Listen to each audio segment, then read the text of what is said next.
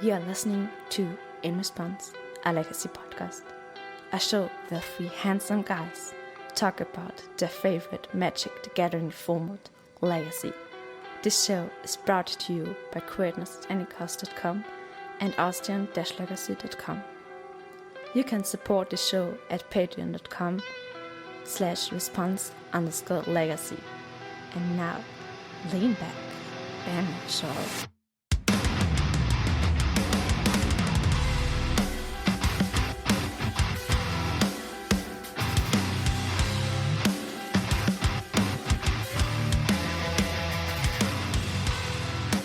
Hello everyone and welcome to episode 47 Legacy 2023 of In Response, a legacy podcast. I'm Philipp Klein I am Daniel, And I'm Peter Plank. and we're talking about Legacy. Most of the time.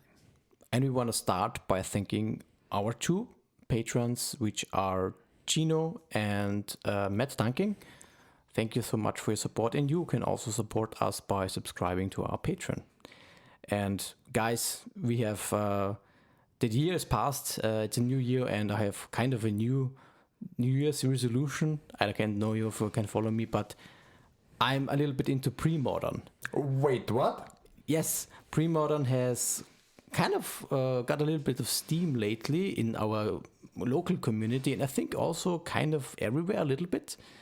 And you guys actually attended also last, I think it was 2 weeks ago, we had one little small pre-modern event. We were like 10 people? We were seven, yeah. 7 people, yeah. It's small, but it was nice, a pretty nice shake-up from all these other nonsense that's going on in the other formats in Magic nowadays. And just to give a little bit of explanations to everybody, pre-modern is actually a closed format between the formats of the 4th edition and Scourge. This is like the time span. And only standard legal sets are allowed. So basically everything that is pre-modern, kind of. Yeah, so basically, some people would say it's a dead format. Kind of, yeah, it's because stale. it's stale. There's not much really. There is no influx of new cards, but that's quite what I like about it, because you have like you have the feeling like it did with Legacy back in the day, where you can simply buy a deck and you don't have to worry about it getting outdated. You don't have to worry about power creep or something like that, or everything that's a little bit fucked up in all of the other formats nowadays. That doesn't happen to pre-modern because it's closed. Yeah, for sure. If you think it's a dead format, and if you like the new things and the new blood rushing into the format, then maybe it's not for you. But I really love that feeling, when the nostalgia feeling when you play the cards. It's insane. It feels like the old days when they have like these old championship decks. They are very similar, and also the archetypes there with this distinct names that popped up when World Championship decks were or competing in the Pro Tours in the early days, and it has this kind of feeling of broken spells and enablers in this format, but shitty threats all over the place. And I think this is very nice. A different feeling of Magic that you don't really get to experience, actually, because of the fire design, kind of. Yeah, it's Everything. really low powered in comparison, especially to current Legacy. You have, as you said, the answers are quite good. We have Swords of Plowshares. I mean, Force of Will is banned, and we have other cards like Foil. And Brainstorm is banned. And Brainstorm is banned. So it's a very, very, very distinct format from the current Legacy design. But yeah, the old decks are currently in there. I haven't played in this time, but it kind of felt good playing a much more slow-paced format, actually. I mean, there are fast decks, for example, like the Survival of the Fittest decks, but it's really slow in comparison to the other formats that we're currently playing. Absolutely, yeah. So And decks can win on turn 1, and this is absolutely. It's less consistent, of course, but so you have like a big range of different feelings of playing Magic, and this encapsulates it really well in this kind of card frames or time span of decks that or cards that are legal in this set. Overall, this is a nice thing to try out. And for me, of course, the best thing is that you can play the Rock. The deck. The Rock and his minions. Yes, of course. The Range Hermit is legal and actually really good and playable. So this is one special for a very nice thing. But overall, I think this is a nice format to try. Maybe we can talk about in future editions a little bit more of this format if it sparks some interest. Maybe you can leave us feedback if it's something we should also talk about a little bit, just a few words maybe. But how about we dive onto the main topic, which is current Legacy 2023. And what are our prospects in the new year? What do we think will take off or not even take off? Or change? Or change? Yeah, maybe change. Just hope. Do you have any ideas? I think the elephant in the room is pretty much Delva, like always, like the past 10 years. And also the new kid on the block, it's Initiative. And so I think every deck has to handle or to tackle both of these decks simultaneously to have a shot in any tourney, basically.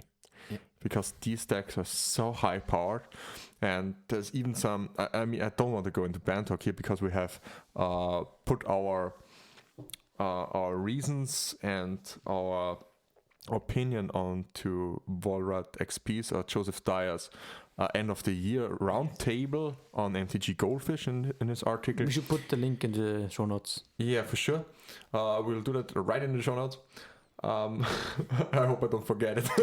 Please write it all. And I think we can shortly summarize here. We all think that Initiative is on the par level of current Legacy. We don't think it goes anywhere, especially not for now. So no ban talk here.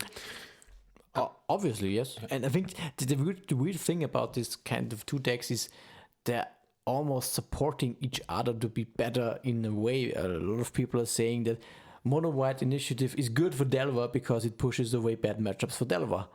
Because Mono White Initiative is just very good against those matchups. So this is just feels so oh my god, this is kind of these two decks helping each other, climbing up this meta mountain, whatever, and reaching the top even faster now. So in that sense, I would agree that these two decks are the two decks to look at. They, if they are climbing so far up on the ladder, I think there's now a lot of space to be explored behind them. Beneath.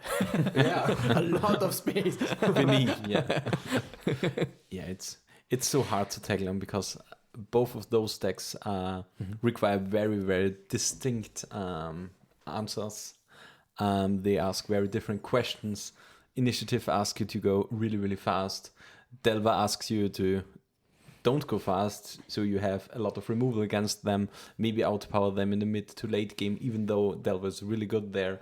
But with those playstyle, you have no chance against basically Mono White Initiative. And for that reason, a few of the decks that are currently a little bit on the rising are like combo mid-range decks. For example, we will talk about the best meal of the day, the breakfast, Cephalid breakfast, because you have a mid-range plan, you have a combo plan, and Alluren the same, for example. So we have a lot of decks that have answers for both things, but are sometimes a little bit of the inconsistent side, I would say. I don't think it's because they're so or because they're more inconsistent. I think some of these decks have one really big disadvantage, and that's MTGO. and it's like you can't really play a Lorne or Food Chain now we're going to Bomberman or something.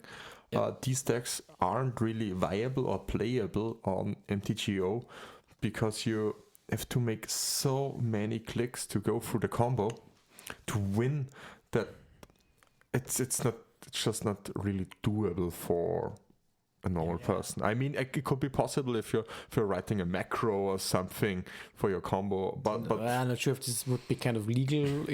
For sure. Or if it would around banning of your account, I don't know. But this is definitely an issue. Weirdly, and I think this is a really good example of how different MTGO and paper Magic is, because different problems are kind of associated to each different way of playing Magic. For online, it is this kind of clicking, because you have time. You have the chess clock, and every click takes, I think, 3 seconds or something. Exactly, yes. And time is running, and you only have your share of time, and you need to deal with this. And compared, for example, to the paper Magic, when you're playing Control, you have your time that you can deal with. This is actually a good thing, in another way around, kind of, because in paper Magic you're not that very dependent on how fast your opponent is playing, for example, because you have one shared time of 50 minutes. This is a very good example of the different playabilities, and therefore I think also 2 different metas. In that sense. I mean, we had a lot of time in for example, as you said, Bomberman. Bomberman played like a specific card only online because it was like faster, right? Faster to win. It was, I think it cost 4 mana. It was like whenever you play a spell, you get 1 life for each spell you play this turn, and then you can pay 50 life and deal 50 to your opponent. Aetherflux Reservoir. Aetherflux Reservoir, which was exclusively played online. Just because it made the combo a lot faster. Absolutely. And for example, Cephalid Breakfast is like a deck that is really, really hard to disrupt when played correctly, because you can mill 1 card and then 1 card and then 1 card to have your free all the time. You mill free. You mill 3 cards. Each trigger. For each trigger, so that you can maybe cast the discard spells up front and don't be disruptible with Surgical Extraction, for example. That's so strong. Oh my gosh, I lost the game with Surgical in hand because my opponent knew what they were doing, and they just played mill free trigger, mill free, and then cover therapy, and that was just fuck. Yes, that was a good play. Absolutely. Yeah. Breakfast is indeed one of these kind of really, let's call it really a combo deck. That is the only kind of viable at the moment, because all other combo decks are somewhat spell based, and Initiative and also Delver, you really have a hard time when you're playing Reanimator, Storm, I don't know, Doomsday also has really fallen out of favor. So the only really combo deck which is kind of good against, for example, Initiative would be Breakfast in that sense, because it has creatures which you cannot really tax in that sense, and it is consistent, or it is a deck that completely dodges, when built right, counter spells in a way. You have Aether Vial, you have Cavern of Souls sometimes, Urza Saga. You really get your combo pieces, and or you get your midrange plan against Delver. You get a mirror from, arguably, from what I've read online a little bit, the fair plan is not that great. For example, against Control, for example, it is not really a good good plan. Against Delver, it's also not a fair sure thing. Like, for example, what is a different would be a different example. I mean, Allurant, for example, has like 8 Strix effects. Oh fuck! You can just cast one and then trade, but Breakfast has like a Stoneforge, and it will get bolted. And you're stuck with the color in hand, most probably. And the Urza Saga, I mean, you can pump up some token, but they don't fly, they don't block. and it takes 3 mana to do so. So it's kind of iffy. And it's susceptible to waste. Yeah, I mean, it is there, but it kind of only takes 1 or 2 removal spells, and then you're really kind of crumbling. So this is the one weak aspect, I think, of Breakfast. But overall, it is right now a really good deck that dodges a lot of hate. For example, Endurance. If you play it correctly, Endurance does absolutely nothing against Breakfast. Yeah. There's not even a spot where... Yeah, because you can just Cabal Therapy for Endurance. Exactly. Yeah. If you wait until you cast Dread Return, targeting Thassa's Oracle, then of course Endurance is able to do something. But if you just mill your deck, and then before you do anything, just cast Cabal Therapy, even if the Endurance in response, you can of course mill all your deck again. It's just fine. And then you name just something else. So, but I think the best kind of interaction that still is against Breakfast is somewhat Surgical Extraction. Because, like you said, Phil, you had this example of you had Surgical in hand and then your opponent just cast Cabal Therapy. You could also anticipate that and Surgical the first Nakomiba trigger. If, for example, they don't have 3 creatures on the battlefield. If they mill 1 Nakomiba, you can Surgical it immediately. But then they don't combo. But then they have to just mill then in response their whole deck and get the other Nakomibas. They can get 2, for example. Yeah. This would also work, yeah. If it is an instant speed combo. Because if you have Shuko, then it's only sorcery speed. With Shuko, yeah. For sure, With Nomads and the Illusionist, it is instant speed. In that sense, yes, this will work. And also, it's only if you're a good Cephalid Breakfast player. Yeah. There are a lot of different... I actually haven't thought about this scenario right now. There's a lot of little stuff that you can do. You can also just use the mill trigger once for Brainstorm when you don't have a fetchland, for example. Brainstorm and then trigger it once to get up. If you have the combo, you just go for the combo, of course. But sometimes you might want to wait until you find the kind of interaction that you need. Or protection. Yeah, and also Cephalist Illusionist can trigger itself with the activated ability sometimes. This would be helpful for Brainstorm, for example. Oh, okay. Because it is like a fog effect on a targeted creature, and you can target it yourself. And then it triggers, and you mill 3 cards. But it costs 3, and you have to tap the creature. Oh, okay. And it is costly, of course. Yeah, it's really costly. But it's a nice little interaction. Yeah, Brainstorm myself, and it's just like, what the fuck? These are cards I don't like, and it's better than getting memory lapse or Brainstorm locked in that case. Yeah, 1 good card from Ponder, stuff like that. Absolutely, and a lot of stuff that you can do, which is nice. And what do you think about Alluren? In this kind of Delver initiative meta. Yeah, like already mentioned, it has 8 Strix. Effect is kind of good. Oh my gosh, Strix are the bane of my existence at the moment. Like we talked in the last episode, I'm currently playing Triumph of St. Catherine, and I was able to run into Alluren almost every time. You think you can't do anything about it? No, you're a little bit bigger than Delver, therefore you're a little bit slower. Yeah, and that's your death knell. It's impossible. You simply can't beat them. Absolutely. It's a steady caster. Yeah, maybe. This would be a good card actually. Yeah, which would be also good against elves. Yeah, but it's red. It's red, but you are playing red because you need Pyroblasts in the side. Yeah. But yeah. Speaking of that, speaking of Alluren here, what do you think is the initiative matchup? Well, from my feeling is that since you have a lot of creatures, you can block, you can get the initiative almost easy, I would say. But there's different routes you can build Alluren. The most standard list is kind of Bug, and there is one player who has, I think, the most recent good results with it, which is, I think his Twitter handle is OTP.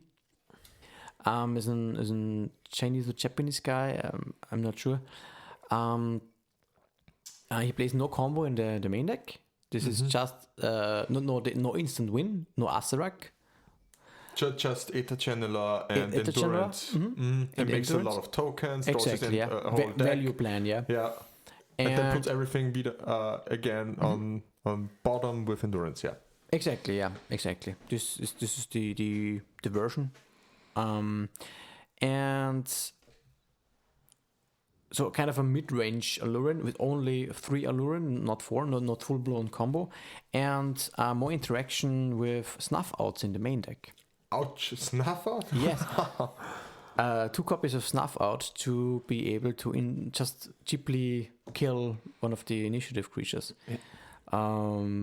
Has worked well so far. So in that sense, if you build it in a very specific way, I think Allurin is really decently positioned because it has a really good fair plan as well, as opposed to Breakfast. And somewhat. Snafford in particular is a really good card currently against Mono White Initiative. Yeah. It also is implemented from Elves as the traditional Elves lists, as also the Hello Newton list, which is like basically currently the Rock of Legacy.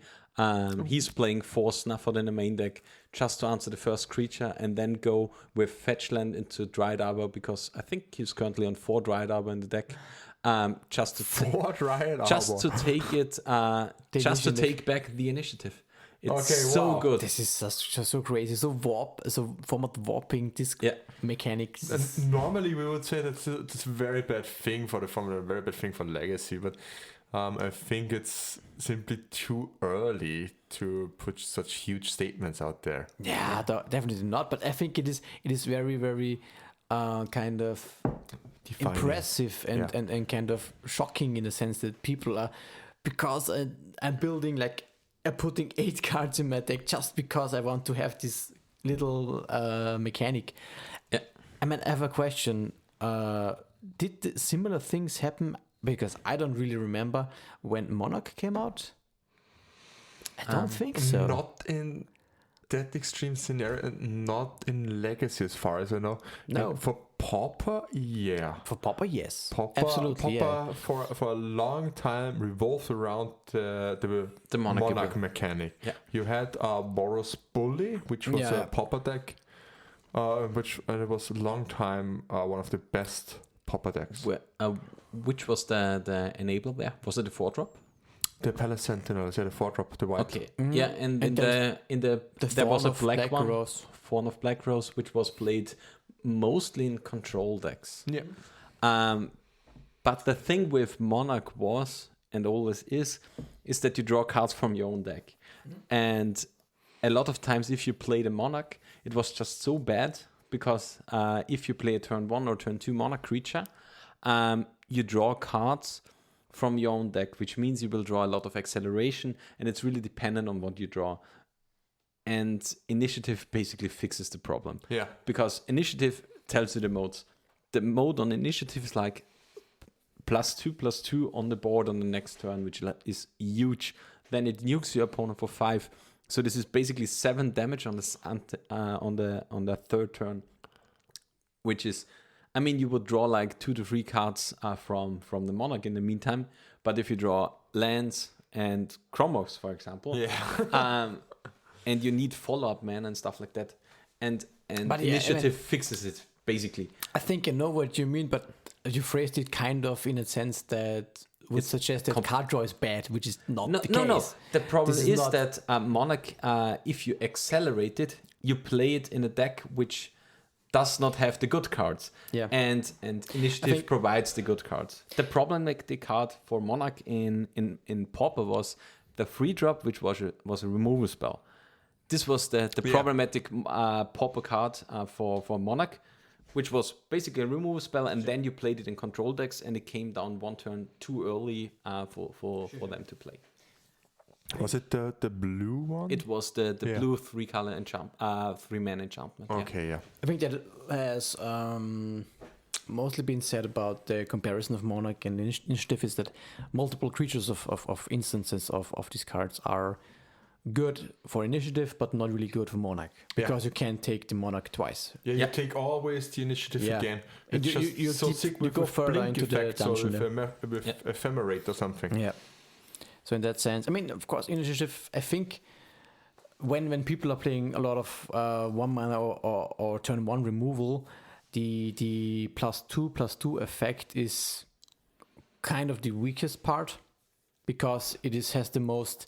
Yeah, but then you go into the other side of the room. Yeah, exactly. Then you go to Lost Dwell where you scry 2. And I know, but this is like the effect that could from when you go turn 1 White Plume Adventure, it gets snuff outed, for example.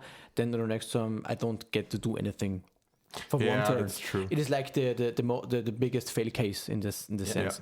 But of course, the land that I get is immediately good. The 5 damage is immediately good, and then of course further down, always is always also really good. But you can also just scry 2, right? Yeah, that's the other side. So you can just go the other way. Yeah, the first room is always the basic land, and then you choose left or right. And if you go if you go left, it's a +2/+2. And if you go on the right side, then it's scry 2. Yeah. Then it's go the creature, I think. No, go the creature's in the middle. Yeah, afterwards. So.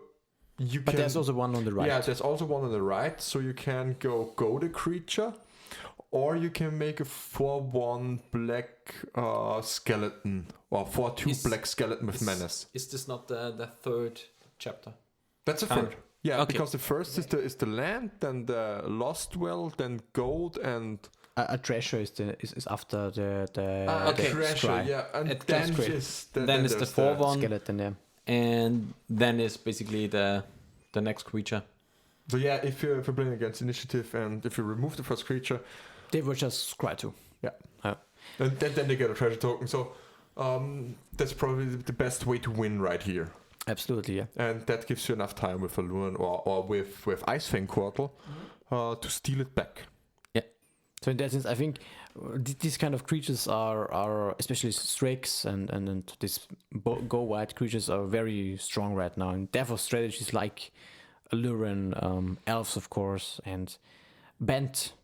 Philipp, you now have kind of a new kind of leaned on to the kind of stone blade lists that are popping up here and there, but you kind of melded it together with your Catherine version of builds. Yeah, because I'm still hoping for Saint Catherine to be a really big player, and I'm just trying out some things here and there. It's like I totally scrapped red, which I think is probably. The thing is that you came from this Jeskai Tempo Catherine version that I think we have talked about it in the last episode with Stifle and Catherine Delvar. And Murktide, I think. Yeah, Murktide, yeah. And you skipped the red, kind of. Because the red was only for the cycle for Pyroblast and Meltdown, and I think... And the festivities. Yeah. And you added green. And now I added green for the Icefang Quartal. And I simply wanted... and also two Uros. Because I think if I already diving into green, maybe I can play the big beater here, but I'm not sure if a tempo list or a Stoneblade list would be better here. I think we all have seen the banned Stoneblade lists from Twitter with Noble Hierarchs, White Plume Adventurer, and True Name Nemesis. Whereas True Name Nemesis is really, really great against Initiative, because they can't Solitude, they can't Swords to Plowshares it, and always you always get the initiative back in your turns. So I'm probably thinking that my band deck, even though I play the 4 Stifles to hit initiative, and also just some value Stifles like stifle your own Uro trigger and get a turn 3 Uro, or I'm not sure where I heard it, but that's just such a wow moment. Like you can play Uro turn 3, then draw a card, to Pay make the a land drop and then stifle the stifle it. tree. Yeah. Oh, Exactly. wow. That was just Just such remember- a level up for me. Just remember to order the triggers correctly, Yeah. of course, yeah. But you want to draw first anyways, always. That's true. And that was just a very nice, like I said, there was a level up moment for me when I heard this. It's like, oh wow, I never have seen this card in such a way, or this combination of the cards in such a way before. Absolutely. And like I said, I'm trying this bent Delver like tempo listed in my next iteration, in my next tournaments, and then I'll probably skip the Delver part and go more into Noble Hierarch and Stoneblade, and more into Stoneblade territory, but keeping the same Catherines because they're just so fun to play. Have they been performing nicely? Yeah, actually, I think all the games where I have cast them, I'm not sure if they were all the games, but I think about 90% of all the games where I've cast them were won by that card. Do you know the standard turn where you get the Catherine? It's about 4 or 5. It's about 4 or 5 even. Okay. Yeah, it depends when you can find it. Yeah, for sure. If you can set up it, it's free, or on turn free. Like, but the average turn is basically 4. yeah, because you can make it sooner than turn 3. Yeah. Because even if you go ponder, then you put it on the last position or the third position, and then you draw it on the beginning of the third turn because it costs 2 and you can't make a land drop. Yeah, for sure. What would fix that problem would be Noble Hierarch. Or Noble, yeah. Oh, but then you would have to blind flip it from the top. Then you could pay with Hierarch and your land and just bring it in. And then have still a land for Ponder, which is also kind of great and pretty strong. Yeah, we will see. I'm just hoping for it to be on MTGO soon. Yeah. Because the accumulated knowledge of the hive mind, it's like, yeah, I simply can only play one tournament each week, so sample size is, you gotta have fun. yeah, That's important, of course. yeah, and also the sample size is simply too small to say anything about it actually. Of course, yeah. But it feels like really strong. But yeah, if you want to know more about that card, just head over to the last episode and We did really talk about it. yeah. We did talk a lot of different way to approach the card actually. But now we go back to the main topic. Which deck is also pretty strong right now in this Delver initiative meta? I think, Peter, you can tell us a little bit more. It's one of the most underrepresented decks currently. No, it's currently really good. represented. It's one of the top 5, I would say. Yeah, it's Painter. Actually, Painter also has a small piece missing for MTGO currently, which is the Chaos Defiler, which is a 5/3 with Menace or Trample. No, I think it's just a 5. I think with Trample. With Yeah. Trample, 5/4. 5/3. 5/3. Oh, 5/3, okay. Which comes into play. You choose for an opponent. You choose, yeah. And you choose a creature, a non-creature, a non-land permanent for each opponent, and then roll the dice which opponent it hits. In Legacy, it's So pretty it's much just your target. single Oh. opponent. No, it doesn't target, so you can get rid of something like a True Name Nemesis and stuff like that. A Progenitus, I think, gets 2. Yes. Yeah, because you choose. Yeah, because you choose. Yeah, basically But this it's card a 5/4. it's a 5/4. Yes. So it doesn't even even better. die to both. Yes. Which It's is important. Great. Yeah, it's. I mean, if the Delver player blows it up, it blows a creature Yes, Trample. from them up too. But yeah, it's a really great card, and I mean the Painter decks are currently really strong. They got so much power over the last few, or basically in the last year. You got Urza Saga, you got I don't get the name of the enchantment currently right. Fable. Fable of the Mirror Breaker. Yeah. You got now one of the the best Chaos cards. Defiler. you got a few pieces like Brea's Apprentice, for example, which is a thing. You got the True Shot Sniper. In the meantime, up until Chaos Defiler gets to be on MTGO. A lot of people have said that one of the best additions is the Dragon Engine. And Dragon Engine And is it's also huge. One of the best additions to the deck. Okay, where we need a 9-mana artifact that you can weld in. No. It is It's just a free the drop. ETB, when the okay. ETB of discarding your hand and draw 3. I'm mistaken with the first. Is it only from the graveyard? Am I right? Or does it happen also when you play it from hand? I think also when you play it for only hand. only when it enters from the graveyard. Okay. So you can reanimate it and it. But and you it does have Goblin Engineer to put it there. You have Fable of the Mirror Breaker to put it from hand into it. Yeah, exactly. From and graveyard. Yeah. and you have Engineer and Welder to put it back from the graveyard that's to sick, hand yeah. to the battlefield. It can be unearthed for 5 mana. It's so good. And on the lowest side of things, it is 2/2 double strike, man. Yeah. Yeah, I mean, it's fine.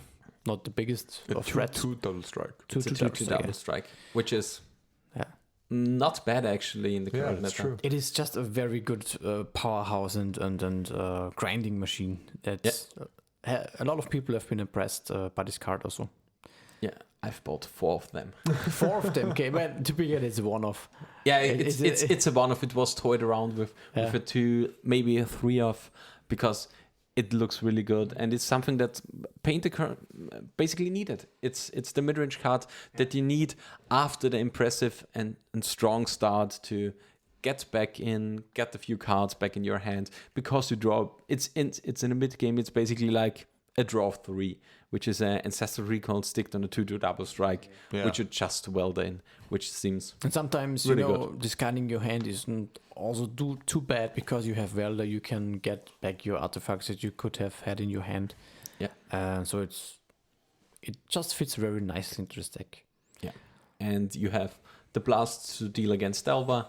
You have the combo to win against initiative. You can go wide against initiative because you have like Welder, your Saga tokens, you have your Fable tokens, you have a lot of creatures that are currently just running around.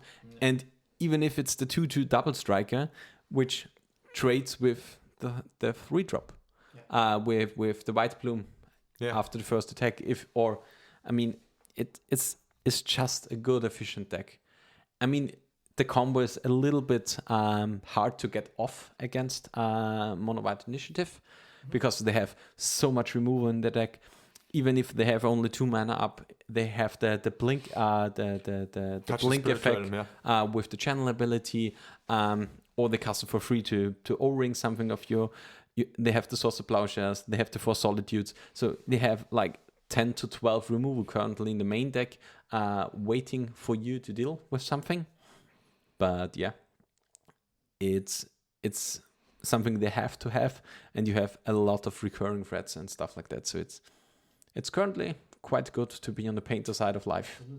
And one of the also a good aspect about this deck is that it seems, or always seems, like a pure artifact deck, but this version with Fables and the Welder creatures, it's kind of a minimum on its artifact count at the moment. So artifact hate is not really that, it's like not a blowout. Yeah. It's good, of course, but it is not, because you really don't want to get hit with a meltdown and you just scoop up. This is not like the all-in combo days when you have all artifacts, just minimum packages and go more value and mid-range and Welder. It is...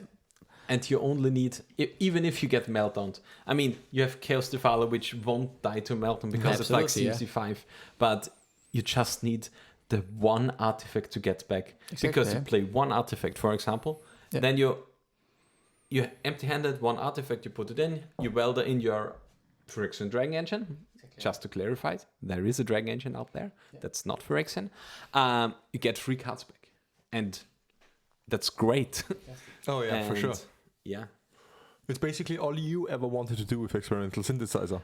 It's basically. I mean, just better. I mean, I think I sent you the list afterwards when I maybe when I first. I didn't have the time to play around with Painter in the last, because I don't have Fables, and I will have them in the near future. But the first list I made was like 4 Phyrexian Dragon Engine, Okay. 6 Soul Lands, be a little bit on the top heavy side with 4 Fables, stuff like that. So basically, I cut all the small stuff from the synthesizer days, like mostly no Lotus Petals, a few Moxipal and stuff like that. But one Mishra claimed by Geeks, just because for fun you and can. novelties. Because if you play 4 Phyrexian Going Dragon for the Engine, geeky combo. Okay. you can go for the big Mishra. And it was a good buy because I bought it at €4 and now it's 20. But And you always can play one fun off. you can play one fun of. And if you're splashing for black for Chaos Defiler, it's just okay. But yeah, then the list came out, and it, Phyrexian Dragon Engine is, even if it's a one-off, if you have like a lot of tutors and grindy engines, it's good to Absolutely, have the good cards in there. Absolutely, yeah. Love the deck. Just ordered the cards for them. I know. I hope I will be able to play the deck before you. I'm not sure if that's possible. I'm really interested in trying this deck out. Yeah, it's very well positioned. Yeah. Oh, another deck that just pops up to my mind quickly. This is maybe also for you, Philip. It's probably that deck that I wanted, that I told you guys that I I'm wanted not to sure. talk No, about. I just had the newest iteration update video from TES. Okay, no, it's the mono With black. Silence is back. Silence is back. Okay. It is Mardu mostly now. Oh, what the fuck? It is just a Mardu list with Brainstorm and Echo. But that's it. Yeah, you need Echo because Echo is and such a good end. Echo and Echo is Brainstorm is really nice. But So you cut on green Whale completely. of Summer. Yes. It just Oh my added, gosh, this added man is silence something. because they want to silence walk opponents. And the upkeep cast silence. They don't get to cast any creatures, and then Which is such a good game plan against initiative. yeah. yeah. This is the idea. And you need it because like a lot of decks are currently playing Mindbreak Trap. Oh yeah, that's also true. Yeah, and Exactly. do you think these fast combo style decks are good against initiative and Delver? If they're consistent. I mean, Delver is always iffy, but initiative, Against kind initiative, of. it's good. Yeah. I think Okay. so. Do you have another deck? Yeah, but before we get into this territory, I want to be a little bit more on the storm side here right now. Tony Scapone has had a video where he went 9-3 with mono black A&T. I noticed this with the Soul Lands. With the Soul this Lands, creation with the that- Saga, Yes. and just one Looks very branding. sweet. Yeah, it also sparked my interest. At the very moment I saw it, it was like, This is really fuck, nice. this Yeah. is nice. I don't have Grim Monoliths and Helms, but this deck has a lot of different angles that you can win and also grind a little bit Ursa Saga. It looks very, very great. Very, very nice. Very promising. If we're yeah. talking about fringe decks, I think I found the deck that will be just right for you, Phil. You Have found you- you found the deck that I wanted to talk about? Is it? Yeah. Is it Is- now? is Is it- it time? is Is it it- time? Is it Mono Black Initiative? No. Okay. It's basically Mono Black Helm with Helm combo, with Khans, and into the stock you have the 8 4-drop black creatures. The passage with Seer and how's the other one called? Wishes Battle Forge or Vicious something? Battle Rager, yeah. Or which are like yeah, it's like just an addition of the initiative Yeah, creature. I need them. I yeah. also need them. I Yeah. have one Vicious Battle Rage at the moment. It's which just is not like enough. so you have like so many good I mean you need the 4 mana, but the 4-drops are just great for the deck. Yeah, there is also like a odds of scam list running around that plays 4 Griefs for Solitude, 4 Ephemerate, Malaki Rebirth, and the 4 White Plume Adventurer and The 4 The- 4-drops. the 4 drops. Yeah, Yeah. And You can do this with Mauder 2, where I play like 4 Furies for Solitude for Griefs with Queen Marchesa to pitch to them all. but that's no, you can't do this. That's dishonorable. I mean that's a queen. I have one more guess You have one more for guess? the special deck that you Okay. want to talk about, Phil. I saw a really nice list from Jax. Is it like this one? What? You mean the Progenitus deck? The Progenitus show and tell one. It's so cool. It's a blue-black Progenitus deck, which whole point is to basically on turn 2 or turn 3 show and tell in a Progenitus. Turn 3, always turn because you have Soul Lands, you have Limbless Wall to get one of the combo pieces, and you have also Strix. Yeah, it's a nice initiative and that's card. also pretty nice. Yeah. I mean, you guys really know me well. Yeah, because like Progenitus, if you put it in on turn 3, it should Very basically always win against the initiative. Do you play only one Progenitus or more? 4. Wow, that's sexy. 4 Progenitors and 4, of course, show and tell and stuff. It's really, really, really nice deck.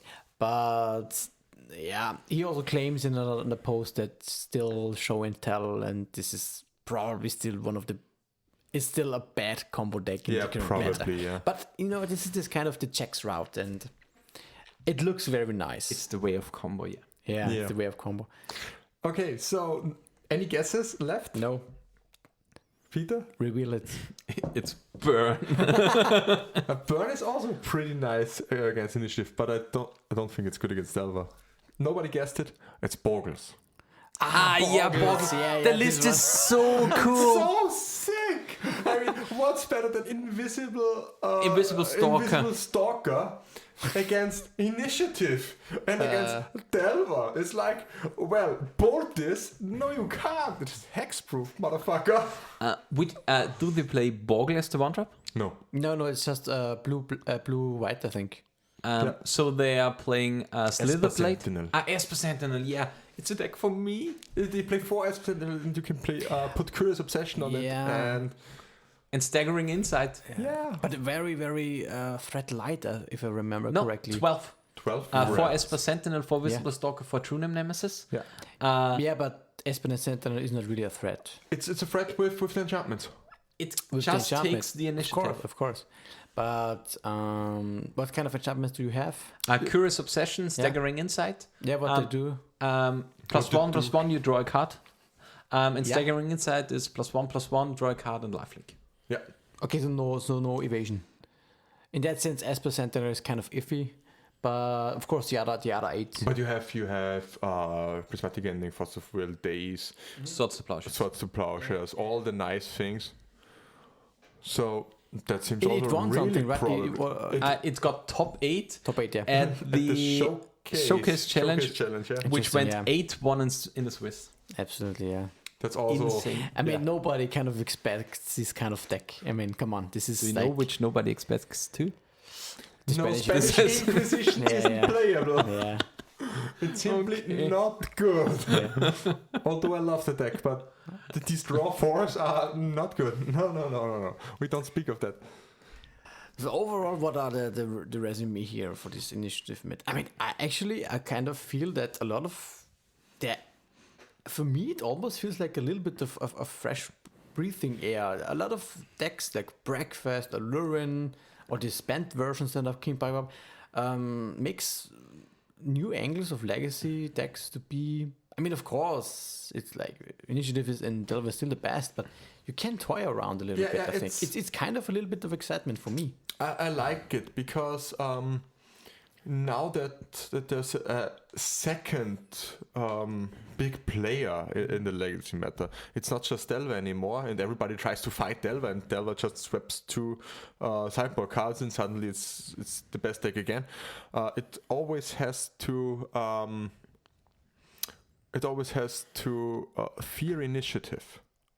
Although Delver's a good initiative matchup, but it's simply a insanely strong deck, and I don't think it's also that easy to pilot against initiative as a Delver player, and so it's pretty easy to screw up here because the mechanic is so strong, and that opens up so much room for the Delver players, or for both of them to make deck building mistakes, or not mistakes, but for other decks to find holes in both plans and just step right into there. And that's really nice at the moment, and that's something I enjoy. I agree completely.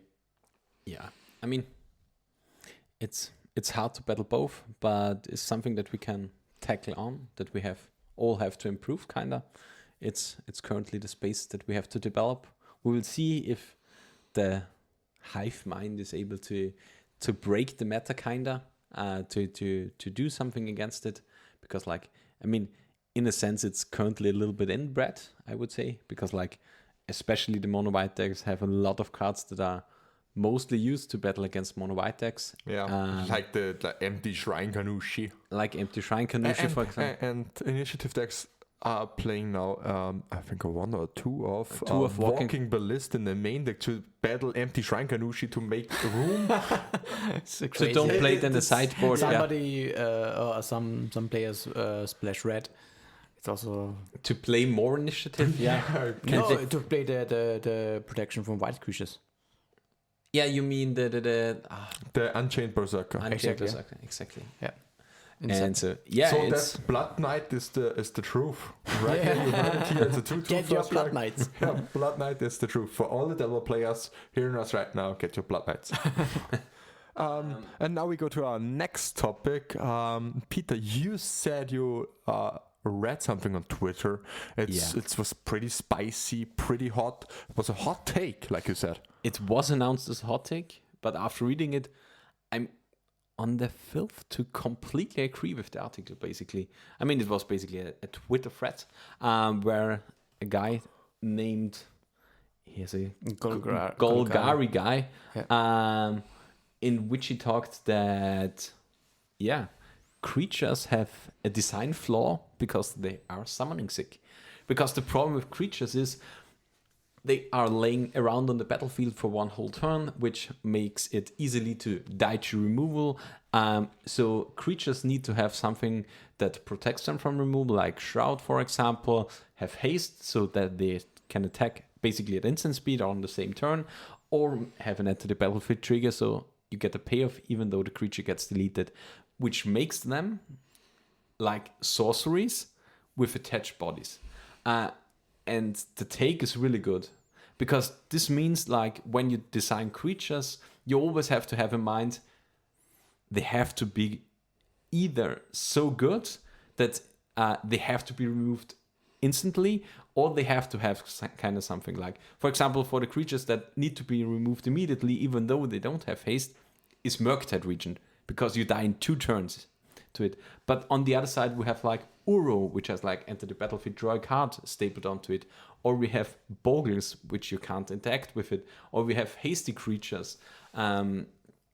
So these are kinda the thing that Golgari guy touched on, and I gotta say, I don't agree here with you in any case. I think summoning sickness is not a bug, it's a feature. And it's one of the best features in the game. And it's kind of hard for me to really reason here right now, because I've read it from you in the pre-show, and I haven't had my mind wrap around it really. But it just feels pretty. I don't want to say dumb. It's just. I think this brings us back to fire design. Yeah. If fire design wouldn't have happened, we wouldn't have had this hot take. Yeah. It's just. With the extreme immense power creep that we are dealing with right now, I think it's clear that people are making such strong statements, but it's just a symptom of the problem that creatures have summoning sickness. It's like if you have how's it called, influenza. If you get sick, the flu, thanks, yeah. If you get the flu, you have a fever, and that's just a symptom, like the summoning sickness. Yeah, the thing that he touches on is something that you talked, basically, so we align a little bit. The problem that happened with the fire design is that the creatures had to get better ETPs and ETPs because the removal got also better. So basically the problem was creatures got really invalidated because of the summoning sickness, which is not the design is not a design mistake in that sense, but it was needed because like the game would be way too fast if we didn't have summoning sickness. To be honest, sure. because if every creature has haste, you don't have 20 life from a design. have 18. From design, so the game would look vastly different. But the problem with it is like creatures got invalidated with the removal, so creatures had to get better ETPs and ETPs and get safe and stuff like that, which makes it harder to interact with creatures and play a lot more on the board. And Magic was known as the game that played on the stack. I have a few points on this. I see where this is coming from in a sense, and I would also kind of agree here with Philipp that is kind of the symptom of the fire design, and the reason for this is, and we want to touch what you just said, it is kind of, in my opinion, how you would imagine the game. I really like to compare this here right now, what you touched in the beginning of this episode, pre-modern. Yeah, that's also what I The feel removal, the enablers and the spells are also really, really nice. And honestly, the threats are shitty because we don't have these fights. But the format feels still great. It is a different and slower experience. And I don't think that creatures are, as a card type, are completely unplayable if we would skip or remove or rewind this fire design and keep our big removal spells. That's the first point. The second point is, if you would remove summoning sickness and okay, maybe let's also remove then the fire design creatures as well, because they would be completely broken then. Now you, instead of adding ETP effects to the fire creatures, you now add, I don't know, a free spell that deals X damage to the opponent where X is the power of the creature to every creature. Not sure if this kind of creatures are more even than in that sense, okay, and like a Murktide or I'm just imagining a top deck Death Shadow attack, and this is just, I mean, insane. Yeah, it's insane, kind of, yeah. So I kind of get where this hot take is coming from, but I don't think this is the whole picture behind the whole game. So overall, I would also not really agree. But I think this is a nice take that kind of lets people rethink about this fire design problem that we have. Yeah, absolutely. And in that sense, this is a nice example of or a different way of thinking about it. Yeah. So let the hot takes flow on Twitter. We're always reading them. Absolutely. Yeah. I think this is just a good, just to think about in your own mind, because it's like the game without summoning sickness would be so vastly different than it is how it is. So, I mean, it's not even on the same level of Magic. It's like completely different. Totally different game. And I think the hot take was a really nice way for us to end the episode right here. Yep. If you have questions or anything regarding or opinion regarding this hot take, we will put a Q&A into our Spotify, so you can write us there. We will collect the answers, and then we can talk about it. We also collected one answer from the last episode from the Take Me to Church. So in the last episode, we had a Q&A on Spotify, and we asked you, which shell do you like the most for Triumph of St. Catherine? And Eric Bankson, so shout out to you. He was the only one who answered us. It's great to have you. And he said, Miracle is a great deck again on the back of St. Catherine. And for Phil, it's Phil Blackman is playing a list similar to his, and it's been super good. And also we had a poll: will Triumph of St. Catherine make a big splash in Legacy? And that's probably, I'm not sure how many people, two people, 2 votes have voted, and it's 100% it makes a huge splash in Legacy. I mean, not sure if that's representative, but anyway, we appreciate, of course, this kind of feedback. I don't know. I haven't seen this Force of Phil list of miracles, but of course, Catherine fits very nicely into miracles. Yeah. Absolutely. Brian Coble is also A big fan. basically praying for the card to be online, that he can Yeah. play with it, because will- it's such a play for miracles. I think this card and Chaos Defiler will be two Yeah. important cards that would really be important to be on MTGO legacy-wise.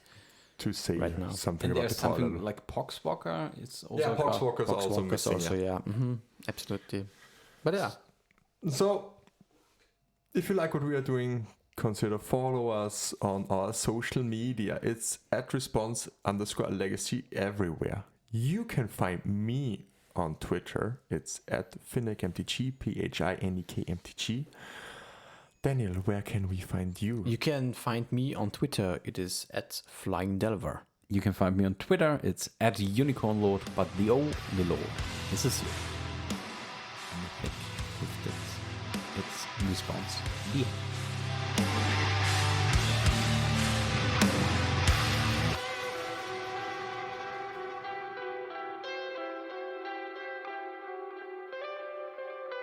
This was In Response, a Legacy podcast. If you enjoyed the ride, feel free to support the show by following, leaving a review, or subscribe on patreon.com/response_legacy.